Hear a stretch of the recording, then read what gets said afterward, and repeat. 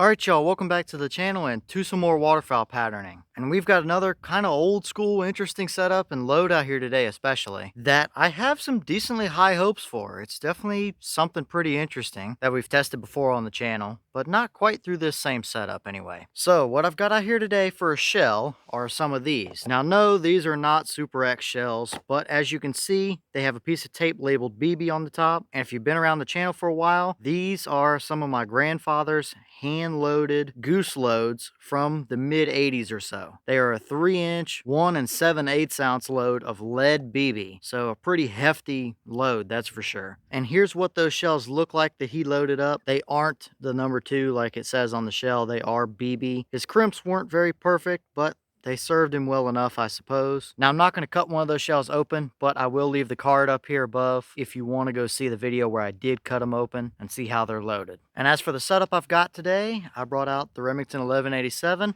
but for a choke, I went with the factory full choke for the gun. The last time we tested these through this setup, we used the modified choke, which is our starting point when it comes to waterfowl shells in general. So today, I'm going to step it up to the full choke, a little bit tighter constriction, and that's what his gun was anyway, was a fixed full choke. So with that being said, this should get us in the ballpark of what he was actually able to get for a pattern anyway. So as for the test, we're going to run it the same as always. We have the duck target set up at 40 yards. I also have the chronograph so we can see what kind of velocity he was pushing. I believe it's mid to upper 1200 range, and they are a pretty stout load in the recoil department as well. So we'll be able to see what the shell was actually moving. So let's get you guys to view this target and take this shot, see what kind of performance we can get through these old hand-loaded BB shells and this full choke today.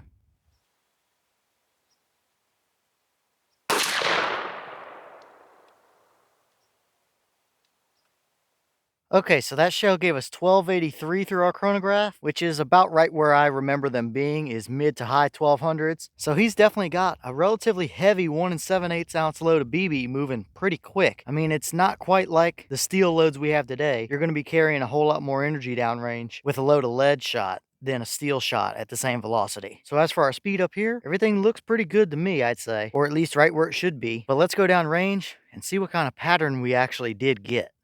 All right, so now we're downrange here at our 40-yard paper, and this is what we got. And I say we would have had pretty much complete devastation on that duck. 1 through the head area, and at least 6 or 7 more through the body there, with multiple wing hits as well. Absolutely a dead duck, dead goose, whatever would be in that would absolutely not make it through it. Now looking at the rest of our pattern here, overall, looks pretty good. Now yes, we do see a couple larger gaps and voids, like one right down there, maybe one right over there, and maybe a little bit of one off that top corner up there. But all of those are kind of towards the more outer edge of the pattern, I guess you could say. It almost looks like we have a little bit of a pretty nice looking core pretty much right on that duck. So I'd say that's a pretty decent looking combination. Even if that duck would have been a little bit farther ahead or a little bit farther behind, he's not making it through that at all. And even though it is a 40-year-old hand-loaded lead goose shell that has nowhere near the technology that we have in today's shells, that's pretty much just as good, I'm going to say, as definitely any other BB steel load that we've tested. And that might be just as good as a lead load of BB like the Hornady Magnum Coyote loads that we've tested. I definitely don't have many complaints about that. Even as far as flyers go, there's really not a whole lot of anything I would call a flyer necessarily. I mean, maybe that one little pellet up off the top left there, but the pattern in general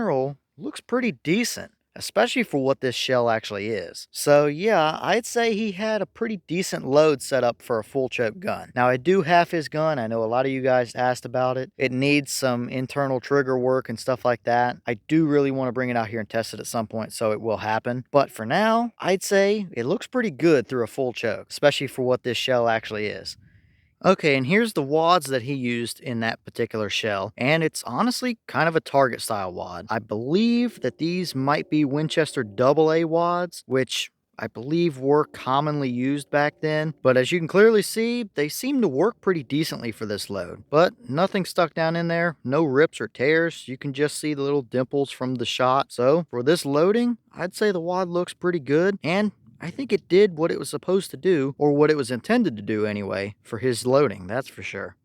Alright y'all, well, what do you think about that performance there? definitely not too bad at all considering what the shell actually is. Even though it is a 40-year-old hand load, clearly he kind of knew what he was doing a little bit. There's no duck or goose or anything like that that would make it through that. And even if you were using that for foxes, coyotes, something like that, it would absolutely be good enough. There's no doubt about that. So, like I mentioned a second ago, I really want to bring his old gun out here and actually test it to see what it actually is able to do. So that will come at some point in the future when I actually get it worked on and get it fixed. But either way, for today's setup with our full choke that we had, I really don't have many complaints about that. There are a few little voids in there, but they're to the outside edges of the pattern, so not really anything that I'm too overly concerned about, especially when you have a core area like that that's putting 7 or 8 pellets through a mid-sized duck. For a goose load, that is more than good enough to do the job. I just wish we could use lead still for waterfowl. But either way, let me know your thoughts about it. Is that about what you expected to see? Or were you a little bit surprised as well? And if you have any experience with old hand-loaded shells like this, or if you used to load shells like this, how did they perform for you and how well does that do in comparison to something that you've tried? Let me know all that down in the comments. But with that being said, I've got a bunch more testing to film for y'all, so I'm going to get back to it. As always, we have the channel Instagram as well as the mailbox where you can send things if you'd like. All that information will be in the description if you're interested. So I'm going to get back to it,